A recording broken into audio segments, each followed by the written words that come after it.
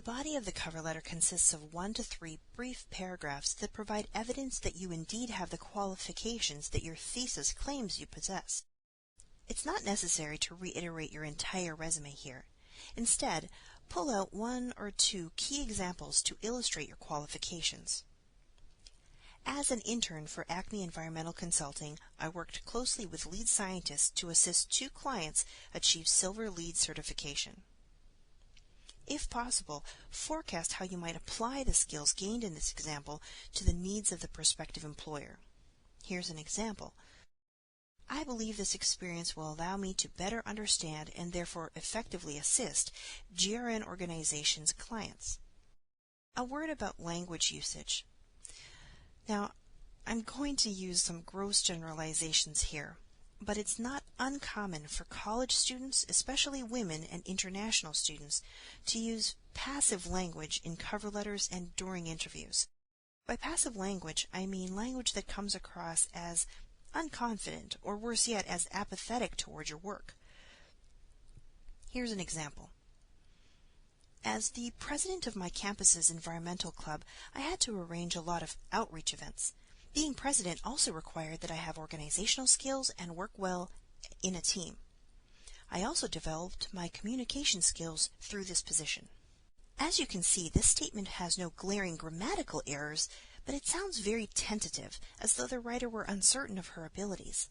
Here's a revision. Because of my passion for environmental issues, I joined my college's environmental organization and soon after was elected president. In this role, I successfully organized numerous outreach events by collaborating with local environmental organizations and by communicating effectively with the campus community. This revised statement shows the writer's passion for her field and gives examples of how she used her organizational, communication, and teamwork skills. The conclusion of the cover letter is typically only 1 paragraph in length. It should express your thanks to the reader for reviewing your application materials. The conclusion should also indicate that you intend to follow up on your application, and when you plan to follow up. This might look something like this. I will contact you during the week of X to follow up on my application materials. It's always a good idea, unless specifically told otherwise, to follow up on your application. First, to ensure that the materials were received intact. Second, to reiterate your interest in the position. And third, to find out what the next steps are going to be. Finally, let's talk about the structure of the cover letter. As much as possible, your cover letter should be addressed to a person, not to whom it may concern. When researching the organization, conducting info interviews, or networking, try to get the name of the hiring manager or human resources director. If you're absolutely unable to find a name, then you might consider addressing the letter to a title, for example, Dear Director of Environmental Consulting. The cover letter is a formal business document.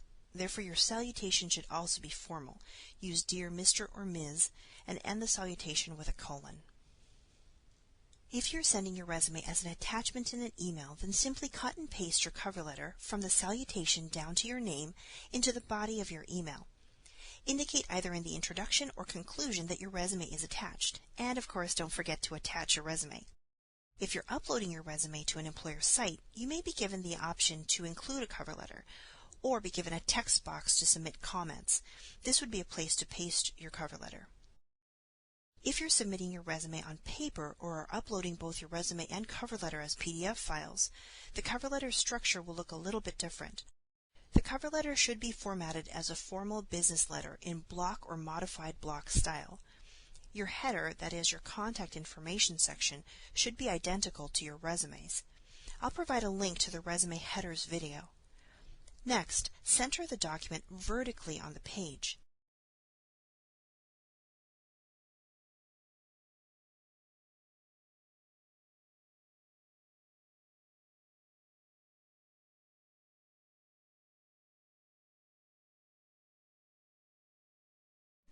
Immediately below the header in the actual body of the document should be the date, followed by the addressee's name, title, organization name, and address.